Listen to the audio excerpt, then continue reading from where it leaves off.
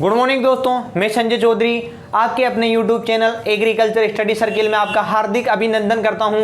आज अपन बात करेंगे स्पाइसेज क्रॉप यानी कि मसाले वाले फसलों के बारे में। जो एग्रीकल्चर कंपटीशन एग्जाम होते हैं उनमें आने वाले जो स्पाइसेज यानी कि मसाले वाले फसलों से संबंधित जो क्वेश्चन होते हैं उनके बारे में आज अपन बात करेंगे।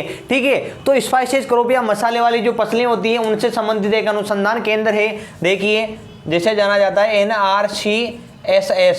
NRCSS के नाम से जाना जाता है, यानी कि national research centre on seed spices, यानी कि राष्ट्रीय बीजीय मसाला अनुसंधान केंद्र है, उसके नाम से इसे जाना जाता है। तो देखना इसका पूरा नाम।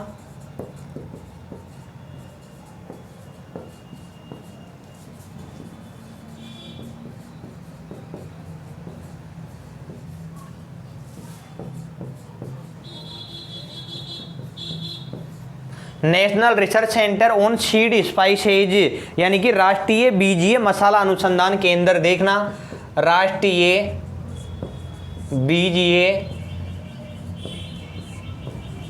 बीजीय मसाला अनुसंधान केंद्र।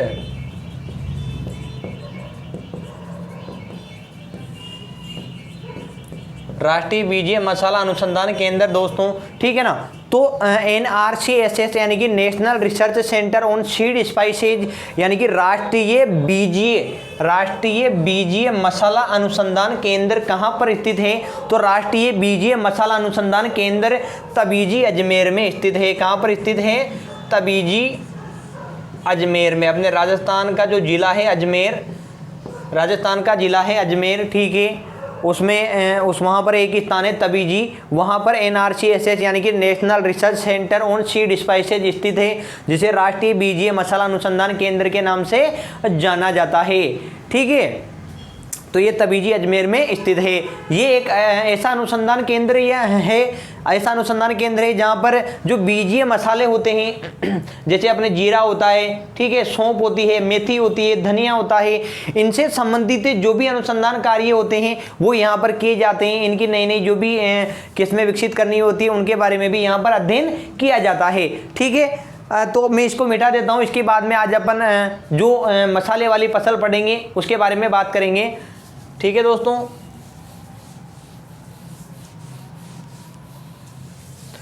तो आज अपन बात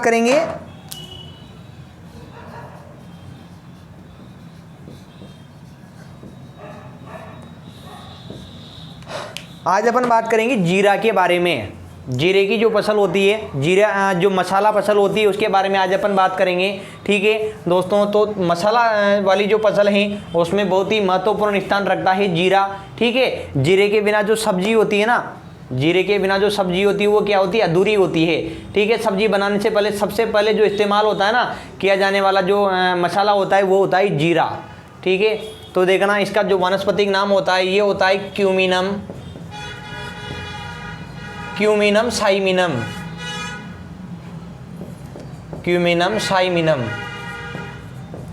यानी कि जीरे का जो वानस्पतिक नाम होता है दोस्तों ये होता है क्यूमिनम साइमिनम इसका वानस्पतिक नाम होता है। इसका जो कुल होता है ये होता है अम्बेली फेरी। जीरे का जो कुल होता है ये अम्बेली फेरी होता है, और इसका उपकुल होता है एपियसी। इसका जो उपकुल होता है ये होता है एपियसी। ठीक है, अम्बेली फेरी या एपियसी दोनों ध्यान में रखना है। इसका कुल अम्बेली फेरी और जो उपकुल होता है वो एपियसी होता है। और इसमें जो गुणसूत्र की जो संख्या होती है, गुणसूत्रों की जो संख्या होती है वो होती है 2n बराबर 14। जीरा में गुणसूत्रों की संख्या पाई जाती है 2n बराबर 14। और यदि इसके उत्पत्ति स्थान की अपन बात करते हैं तो इसका उत्पत्ति स्थान होता है दोस्तों भूमध्य सागरीय प्रदेश, जिसको मेडिटेरियन रीजन के नाम से जाना जाता है। ठीक है, जो गोभी वर्गीय जो सब्जियां हैं उनका उत्पत्ति स्थान भी यही माना जाता है। और ब्रैकेट में लिख लेना मिस्र, यानी कि मिस्र के आसपास के जो क्षेत्र हैं, मिस्र सभ्यता का तो नाम सुना ही होगा, तो मिस्र के आसपास के जो क्षेत्र है ना उनको भूमध्य सागरीय क्षेत्र या भूमध्य सागरीय प्रदेशों के नाम से जाना जाता है। ठीक है दोस्तों, तो जीरा है, जीरे का वनस्पतिक नाम होता है क्यूमिनम साइमिनम, इसका कुल होता है अम्बेली फेरी या एपीएसी, और इसके बाद में गुणसूत्र संख्या 2n बराबर 14, और उत्पत्ति स्थान माना जाता है भूमध्य सागरीय क्षेत्र या भूमध्य सागरीय प्रदेश, ब्रैकेट में लिख लेना मिस्र। ठीक है, अब अपन बात करते हैं उपयोगी भाग की। जीरे का जो उपयोगी भाग होता है क्या होता है, ठीक है, मैं इनको मिटा देता हूं। ठीक है। अपन बात करते हैं जीरे का जो उपयोगी भाग होता है वो क्या होता है। तो सबको पता है उपयोगी भाग क्या होता है। जीरे का जो उपयोगी भाग होता है वो होता है बीज। देखना, जीरे का उपयोगी भाग होता है जीरे का, वो क्या होता है दोस्तों, वो बीज होता है। ठीक है, यानी कि अपन जीरे का जो पादप होता है, पौधा होता है, उसका जो भाग खाने के लिए प्रयोग में लेते हैं वो उपयोगी भाग होता है। ठीक है, और उपयोगी भाग होता है जीरे का बीज होता है। और बुआई के लिए अपन इसकी बीज दर प्रयोग में लेते हैं। क्या लेते हैं, इसकी जो बीज दर प्रयोग में लेते हैं वो होती है 12 से 15 केजी प्रति हेक्टेयर। 12 से 15 केजी प्रति हेक्टेयर बीज दर अपन प्रयोग में लेते हैं। ठीक है ना, 12 से 15 केजी प्रति हेक्टेयर प्रयोग में लेते हैं। यानी कि जो अगेती फसल की समय से पहले बुआई कर दी जाती है, अगेती फसल लेते हैं तो उसके लिए 12 केजी होती है, और जो पछेती बुआई होती है उसके लिए लगभग 15 केजी बीज दर प्रयोग में लाई जाती है। तो इक्वल जो औसत जो बीज दर होती है जीरे की, ये 12 से 15 केजी प्रति हेक्टेयर होती है। और इसका जो उपयोगी भाग होता है ये बीज होता है। ठीक है दोस्तों, और इसकी जो बुआई की जो दूरी रखी जाती है, जीरे की बुआई की जो दूरी रखी जाती है ना, ये होती है 22 × 10 सेंटीमीटर। 22 × 10 सेंटीमीटर, यानी कि R/P, यानी कि पंक्ति से पंक्ति और पौधे से पौधे, यानी कि एक पंक्ति से दूसरी पंक्ति के मध्य की जो दूरी होती है वो तो होती है 22 सेंटीमीटर, और एक पौधे से दूसरे पौधे के मध्य की जो दूरी होती है ये होती है 10 सेंटीमीटर। ठीक है दोस्तों, जीरे का उपयोगी भाग बीज होता है, बीज दर होती है 12 से 15 केजी प्रति हेक्टेयर, और इसके जो बुआई की जो दूरी होती है वो होती है 22 × 10 सेंटीमीटर दूरी रखी जाती है। ठीक है, और इसकी जो गहराई होती है बीजों की, यानी कि जीरे के जो बीज होते हैं ना उसको अपन कितनी गहराई पर बोते हैं, तो जीरे के बीजों की जो गहराई होती है ये रखी जाती है 1 से 2 सेंटीमीटर। 1 से 2 सेंटीमीटर जीरे के बीजों की गहराई रखी जाती है। यानी कि जीरे के बीजों की जो बुआई करते हैं ये भूमि में लगभग 1 से 2 सेंटीमीटर की गहराई पर की जाती है। ठीक है, और यदि एग्जाम में दोनों ऑप्शन में आ जाए तो अपने को करना है 1 सेंटीमीटर, यानी कि मुख्यतः जीरे के बीजों की जो गहराई रखी जाती है बुआई करते समय वो गहराई होती है दोस्तों 1 सेंटीमीटर। ठीक है, ध्यान में रखना इस बात को। उपयोगी भाग बीज होता है, बीज दर 12 से 15 केजी प्रति हेक्टेयर होती है, दूरी 22 × 10 सेंटीमीटर रखी जाती है, और इसकी जो गहराई होती है ये 1 से 2 सेंटीमीटर औसतन, और यदि ऐसे पूछ लिया जाए तो 1 सेंटीमीटर रखी जाती है। ठीक है दोस्तों, अब आगे बात करते हैं जीरे का जो यानी कि जीरे के जो बीज होते हैं, जीरे का तेल होता है। ठीक है, जीरे के बीजों में तेल पाया जाता है, वाष्पशील तेल होता है जीरे के बीजों में। उसकी मात्रा कितनी होती है, देखो, वाष्पशील तेल का मतलब होता है उड़ने वाला तेल। ठीक है ना, यानी कि जीरे के बीजों में जो तेल होता है उसको वाष्पशील तेल कहा जाता है, और उसकी जो मात्रा होती है वो कितनी होती है, वो 2.5 से 3.5% होती है।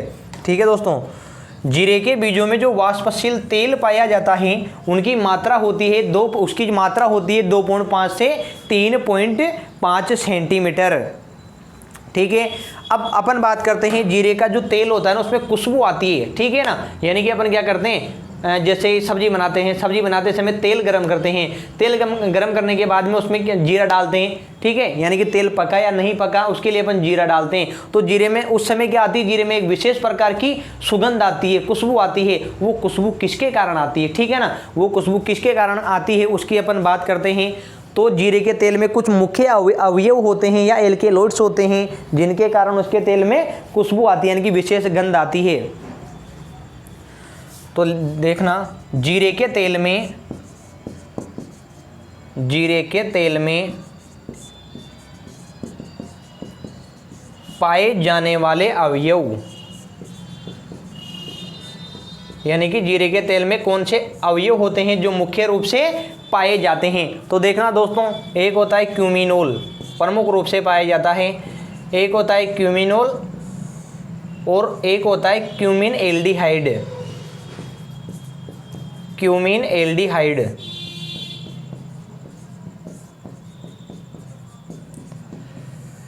जीरे का जो तेल होता है उसमें पाए जाने वाले मुख्य अवयव होते हैं क्यूमिनोल और क्यूमिन एल्डिहाइड। या एक प्रकार से अपन बात करते हैं जीरे के तेल में विशेष गंध किसके कारण आती है, यहीं पर लिख लेना तुम तो। ठीक है। जीरे के तेल में जो विशेष गंध आती है या विशेष जो खुशबू आती है वो किन कारणों से आती है, तो वो होती है क्यूमिनोल और क्यूमिन एल्डिहाइड, उसमें पाई जाने वाले अवयव होते हैं जिसके कारण जीरे के तेल में विशेष गंध आती है, ठीक है। और जीरे के तेल में जो क्यूमिनोल और क्यूमिन एल्डिहाइड की जो मात्रा होती है अपन उसकी बात करते हैं तो इसकी मात्रा 2.5% होती है। यानी कि देखना, कंफ्यूज नहीं होना अपने को, वाष्पशील तेल यानी कि जीरे के जो बीज होते हैं, ठीक है, जीरे के जो बीज होते हैं उनमें वाष्पशील तेल या तेल की मात्रा कितने प्रतिशत होती है, तो 2.5 से 3.5% तक होती है। और यदि बात करते हैं जीरे के तेल में पाई जाने वाले अवयव जिनके कारण विशेष गंध आती है, कौन कौन से होते हैं, वो होते हैं क्यूमिनोल व क्यूमिन एल्डिहाइड। तो दोस्तों जीरे के तेल में पाई जाने वाले जो अवयव होते हैं ना, क्यूमिनोल और क्यूमिन एल्डिहाइड, उनकी मात्रा कितनी होती है जीरे के तेल में, यानी कि जीरे के तेल में क्यूमिनोल और क्यूमिन एल्डिहाइड की मात्रा कितनी होती है, तो दोस्तों इनकी मात्रा होती है 2.5%, इनकी मात्रा 2.5% होती है। और जीरे के बीजों में जो तेल होता है वो 2.5 से 3.5%, और उस तेल में जो क्यूमिनोल और क्यूमिन एल्डिहाइड जो विशेष अवयव होते हैं वो होते हैं 2.5%, ठीक है। तो फटाफट नोट डाउन करो इसे।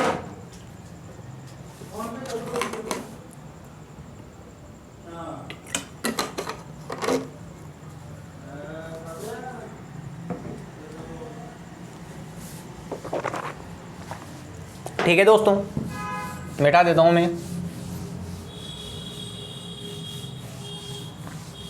अब बात करते हैं अपन जीरे के बीजों में पाई जाने वाले प्रोटीन की, यानी कि जीरे के जो बीज होते हैं उनमें प्रोटीन की मात्रा भी पाई जाती है। तो जो प्रोटीन की मात्रा होती है वो कितनी पाई जाती है, तो देखना, प्रोटीन की मात्रा यानी कि जीरे में जो प्रोटीन की मात्रा होती है वो कितनी होती है, कितने प्रतिशत तक होती है, तो जीरे में प्रोटीन की मात्रा पाई जाती है दोस्तों 17.7%। जीरे में जो प्रोटीन की मात्रा होती है वो होती है 17.7%, ठीक है। जीरे में जो तेल होता है उसकी मात्रा होती है 2.5 से 3%। तेल में पाए जाने वाले जो अवयव होते हैं क्यूमिनोल और क्यूमिन एल्डिहाइड, उसकी मात्रा होती है 2.5%। और जीरे के जो बीज होते हैं या दाने होते हैं उसमें जो प्रोटीन की मात्रा पाई जाती है वो होती है 17.7%, ठीक है दोस्तों। और यदि बात करते हैं अपन बुआई के समय की, यानी कि जीरे की जो बुआई होती है वो किस समय की जाती है, तो जीरे की बुआई की जाती है नवंबर के महीने में। जीरे की जो बुआई होती है ये कब की जाती है, तो दोस्तों जीरे की जो बुआई होती है ये नवंबर के महीने में की जाती है, ठीक है। और बुआई करने के बाद जो बीज अंकुरण में जो समय होता है, बीज अंकुरण में जो समय होता है, बीज अंकुरण में यानी कि कितना समय लगता है, बीज अंकुरण का समय, तो दोस्तों बीज अंकुरण में लगभग जीरे के बीजों के अंकुरण में लगभग 10 से 14 दिन का समय लग जाता है। जीरे के बीजों के अंकुरण में लगभग 10 से 14 दिन का समय लग जाता है। यानी कि बुआई के पश्चात जीरे के बीज का जो अंकुरण होता है ना, कि जब वो भूमि की सतह के ऊपर निकलने लगते हैं तो लगभग उनको 10 से 14 दिन लग जाते हैं, ठीक है। यदि अपन बात करते हैं जलवायु की, तो जीरे की फसल के लिए जो जलवायु आवश्यक होती है ये होती है शुष्क, ठीक है। यानी कि वातावरण में किसी भी प्रकार की नमी नहीं होनी चाहिए, नमी की मात्रा अधिक नहीं होनी चाहिए, और जो मौसम होता है वो ठंडा होना चाहिए। यानी कि शुष्क जलवायु व ठंडा मौसम, शुष्क जलवायु व ठंडा मौसम जीरे की फसल के लिए सबसे उपयुक्त माने जाते हैं। शुष्क जलवायु और ठंडा मौसम जो होता है वो जीरे की फसल के लिए सबसे उपयुक्त माने जाते हैं, ठीक है दोस्तों। इसकी अपन बात करते हैं मृदा की, यानी कि जीरे की जो खेती होती है कौन सी मृदाओं में की जाती है, तो जीरे की जो खेती होती है ये दोमट मृदा में की जाती है। कौन सी मृदा में की जाती है, दोमट मृदा में की जाती है। और जिस मृदा में जीरे की जो खेती की जाती है उसका पीएच मान कितना होना चाहिए, तो उसका पीएच मान होना चाहिए लगभग 7.5। जीरे की बुआई के लिए जो सबसे उपयुक्त मृदा होती है दोमट, उसका जो पीएच मान होता है वो 7.5 होना चाहिए, ठीक है दोस्तों। 7.5 पीएच मान होता है, ये जीरे की खेती के लिए सबसे उपयुक्त माना जाता है, ठीक है ना। यानी कि लगभग हल्की अम्लीय मृदा, हल्की अम्लीय मृदा होती है उसमें जीरे की खेती की जाती है, ठीक है। और आगे अपन बात करते हैं जीरा निर्यातक देश, यानी कि विश्व में कौन सा देश है जो सर्वाधिक जीरे का निर्यात करता है या बेचने का कार्य करता है, यानी कि सर्वाधिक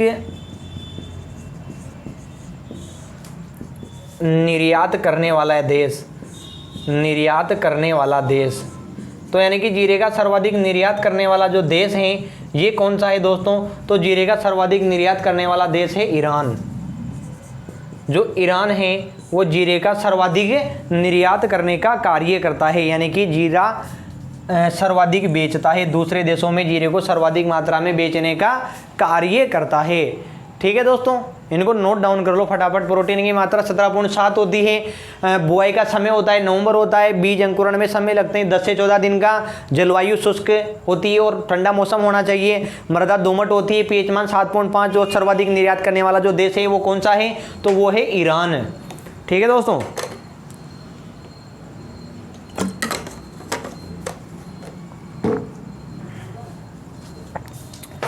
मिटा देता हूं मैं। आगे बात करते हैं फल प्रकार, यानी कि जीरे का जो फल होता है ना, बीज होते हैं, यानी कि जीरे के फल का प्रकार क्या होता है? तो देखना दोस्तों, फल प्रकार, जीरे के फल का जो प्रकार होता है ये होता है सीजोकार्प। सीजोकार्प जीरे के फल का प्रकार होता है। ध्यान रखना, कई बार पूछा गया क्वेश्चन है जीरे के फल का प्रकार क्या होता है? तो जीरे के फल का प्रकार होता है दोस्तों सीजोकार्प। ठीक है, इसके अलावा अपन बात करते हैं यानी कि जीरे में पर परागण किसके द्वारा होता है? तो जीरा क्या होता है? स्वपरागित फसल होती है। देखना, जीरा स्वपरागित फसल है।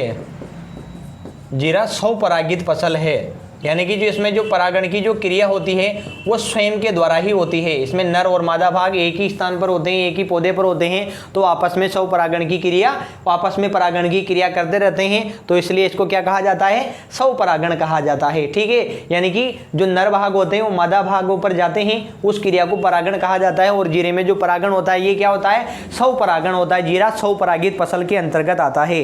ठीक है दोस्तों, अपन बात करते हैं भारत में सर्वाधिक जीरा कहाँ पर पैदा होता है? तो अपने जो भारत है उसका लगभग 60% जो जीरा उत्पादन होता है अपने राजस्थान में होता है। ठीक है, भारत का 60% जीरा, भारत का 60% जीरा उत्पादन राजस्थान में होता है। कहाँ पर होता है दोस्तों? राजस्थान में होता है।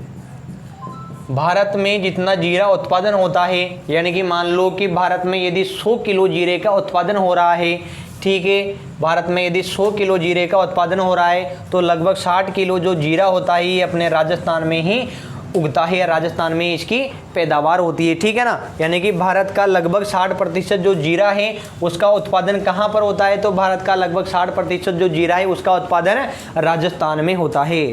ठीक है दोस्तों,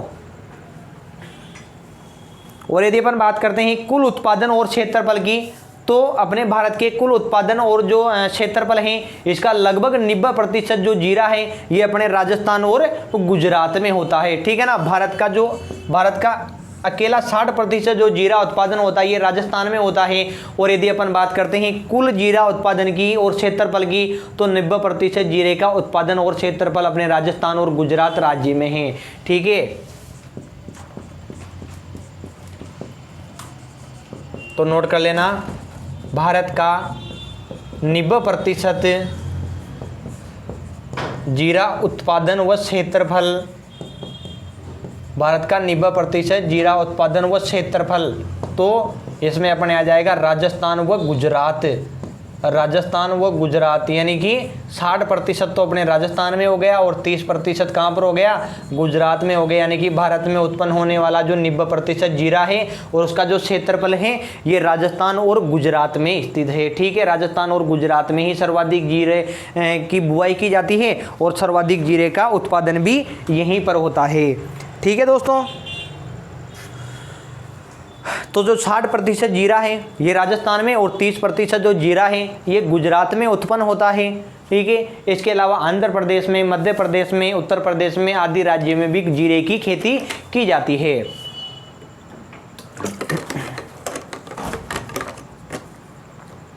अपन बात करते हैं राजस्थान की, तो राजस्थान जो राज्य हैं, यानी कि राजस्थान राज्य में सर्वाधिक जीरा कहाँ पर होता है? तो राजस्थान राज्य में सर्वाधिक जीरा होता है बाड़मेर में, जालोर में, जोधपुर में, नागौर में, ठीक है, बीकानेर में आदि जिले हैं, इनमें सर्वाधिक उत्पादन होता है। लेकिन जो सर्वाधिक क्षेत्रफल और उत्पादन वाला जिला है उसकी अपन बात करते हैं, तो राजस्थान में राजस्थान की यदि बात करते हैं तो दोस्तों राजस्थान में सर्वाधिक क्षेत्रफल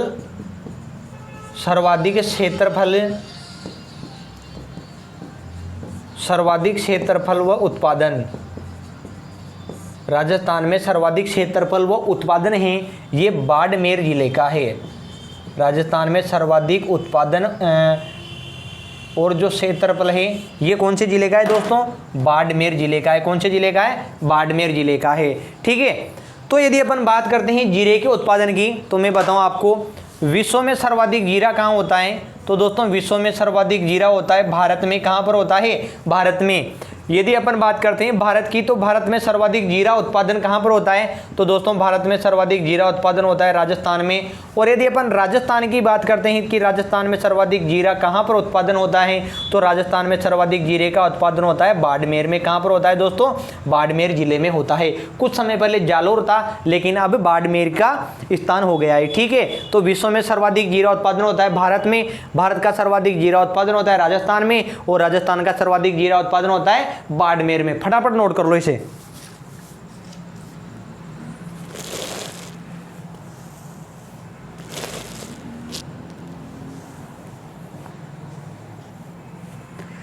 ठीक है दोस्तों, मिटा देता हूं मैं।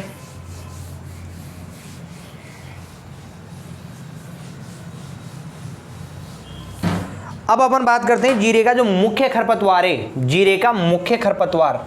देखो दोस्तों जीरे का मुख्य खरपतवार, तो जीरे का मुख्य खरपतवार कौन सा होता है? जीरे का मुख्य खरपतवार, तो दोस्तों जीरे का मुख्य खरपतवार होता है जीरी, जो क्या होता है इसका? नकलची खरपतवार होता है। इसको नकलची खरपतवार भी कहा जाता है। नकलची खरपतवार, नकलची खरपतवार। नकलची खरपतवार का मतलब क्या होता है? यानी कि जो जीरी होती है ना, खरपतवार होती है, इसकी जो बाह्य आकारिकी होती है, यानी कि बाहर से देखने पर ये क्या होता है? बिल्कुल जीरे के पौधे के समान दिखाई देता है, इसलिए इसको नकलची खरपतवार कहा जाता है। ठीक है, तो जीरे का मुख्य खरपतवार कौन सा होता है? जीरी होता है। और इसके नियंत्रण के लिए जो खरपतवार नाशी होते हैं, देखना, एक तो होता है बेसालीन, एक होता है बेसालीन और एक होता है दोस्तों पेंडीमिथेलिन। पेंडीमिथेलिन ये क्या होते हैं? खरपतवार नाशी होते हैं। इनका प्रयोग जीरी को नष्ट करने के लिए किया जाता है। ठीक है, यदि किसी खेत में जीरा और जीरी दोनों एक साथ उगे हुए हैं तो यदि अपन इन खरपतवार नाशियों का प्रयोग करते हैं, बेसालीन और पेंडीमिथेलिन का, तो इन दोनों का प्रभाव जीरे के पौधे पर नहीं पड़ता है, केवल और केवल किसके ऊपर पड़ता है? जीरे के पौधों के ऊपर पड़ता है, जो जीरे का मुख्य खरपतवार होता है। ठीक है दोस्तों, अपन बात कर लेते हैं जीरे की प्रमुख किस्में। जीरे की जो किस्में हैं ये कई बार पूछी जा चुकी है, लगभग कई ऐसे कंपटीशन एग्जाम हुए हैं एग्रीकल्चर से संबंधित जिनमें जीरे की किस्में हैं, उनके बारे में पूछा जा चुका है। ठीक है दोस्तों, तो अपन बात करते हैं, पहली किस्म है RZ19 यानी कि राजस्थान जीरा 19।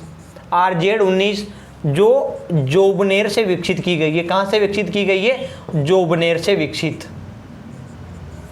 जोबनेर से विकसित, यानी कि जोबनेर जो कृषि विश्वविद्यालय है वहाँ से विकसित की गई है। लेकिन जब ये किस्म विकसित की गई थी ना जोबनेर से, उस समय केवल जोबनेर कृषि महाविद्यालय था, श्री कर्ण नरेंद्र कृषि महाविद्यालय था। और अभी प्रेजेंट टाइम में जोबनेर क्या हो गया है? श्री कर्ण नरेंद्र कृषि विश्वविद्यालय हो चुका है। ठीक है ना दोस्तों, श्री कर्ण नरेंद्र कृषि विश्वविद्यालय हो चुका है। और जिस समय जीरे की जो RZ19 जो किस्म विकसित की गई थी, उस समय केवल श्री कर्ण नरेंद्र महाविद्यालय के नाम से वो जाना जाता था, लेकिन 2013 में उसे विश्वविद्यालय बना दिया गया है। ठीक है दोस्तों, आगे बात करते हैं अपन अगली किस्म की RS1। RS1 की बात करते हैं तो जो अपने कृषि अनुसंधान केंद्र है दुर्गापुरा में, कृषि अनुसंधान केंद्र दुर्गापुरा से विकसित किस्म है ये। ठीक है ना दोस्तों, कृषि अनुसंधान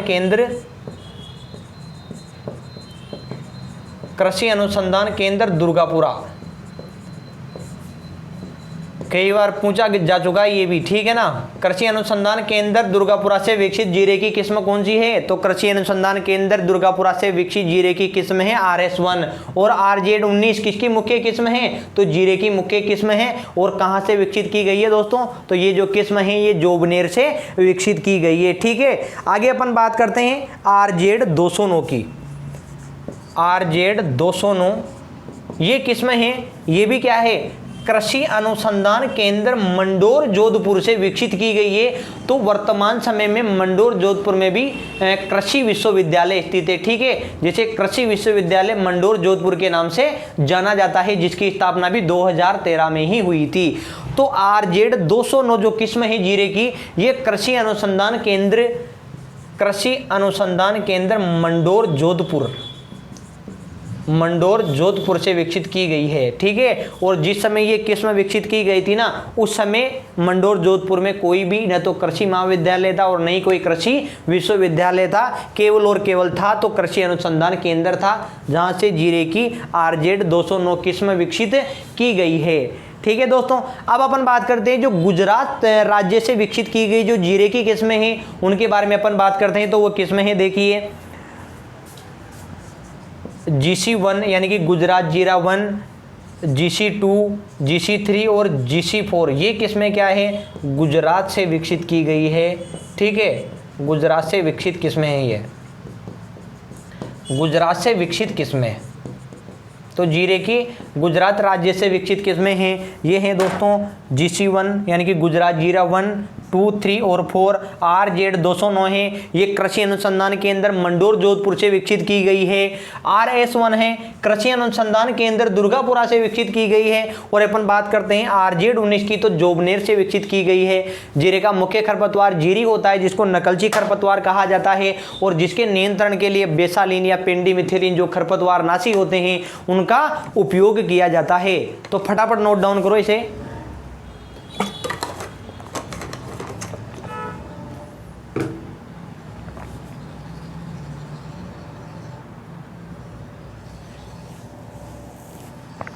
ठीक है दोस्तों,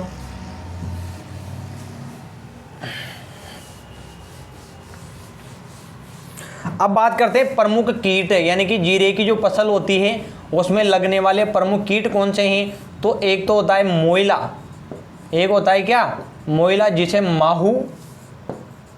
माहू या चेपा के नाम से भी जाना जाता है, जिसे माहू या चेपा के नाम से भी जाना जाता है। और दूसरा है थ्रिप्स, ये जीरे के प्रमुख क्या होते हैं, कीट होते हैं दोस्तों, ठीक है। जीरे के प्रमुख कीट हैं मोइला, जिसको माहू या चेपा के नाम से भी जाना जाता है। और आगे बात करते हैं दूसरे कीट की, तो दूसरा जो कीट है वो होता है थ्रिप्स, ठीक है। ये जीरे की फसल में लगने वाले प्रमुख कीट होते हैं। और इसके बाद में अपन बात करते हैं इसकी जो प्रमुख बीमारियां हैं ये कौन कौन सी हैं। तो दोस्तों देखना, प्रमुख रोग, अपन ने बात कर ली प्रमुख कीटों की, अब अपन बात करते हैं प्रमुख रोग या बीमारियों की, ठीक है। प्रमुख रोग और बीमारियों की अपन बात करते हैं, ठीक है। तो पहली जो बीमारी है ये है दोस्तों चूर्णील आशिता। जीरे की प्रमुख बीमारियां हैं चूर्णील आशिता, जिसे छाछा रोग के नाम से भी जाना जाता है, जिसे छाछा रोग के नाम से भी जाना जाता है। ये क्या होता है, एक कवक जनित रोग होता है जो इरिसाइपी पोलीगोनी कवक होता है।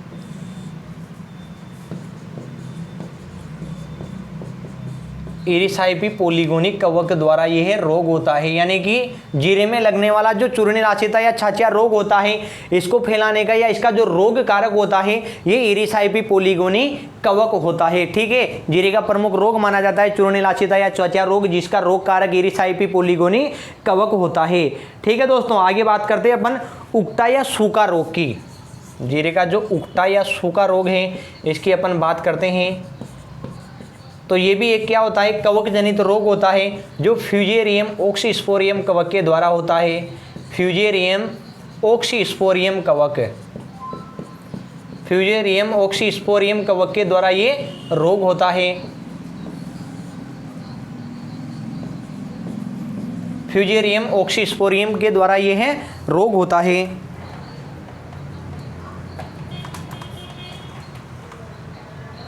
ठीक है, चूर्णील आशिता या छाछिया रोग जो इरिसाइपी पोलीगोनी कवक के द्वारा होता है। दूसरा होता है उगटा या सूखा रोग जो फ्यूजेरियम ऑक्सीस्पोरियम कवक के द्वारा होता है। और तीसरा रोग होता है झुलसा रोग। तीसरा रोग होता है दोस्तों झुलसा रोग। तीसरा रोग होता है झुलसा रोग, जो क्या होता है, फूल आते समय, यानी कि फूल आते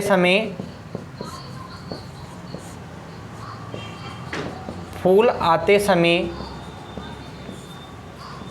आकाश में बादल छाए रहने पर।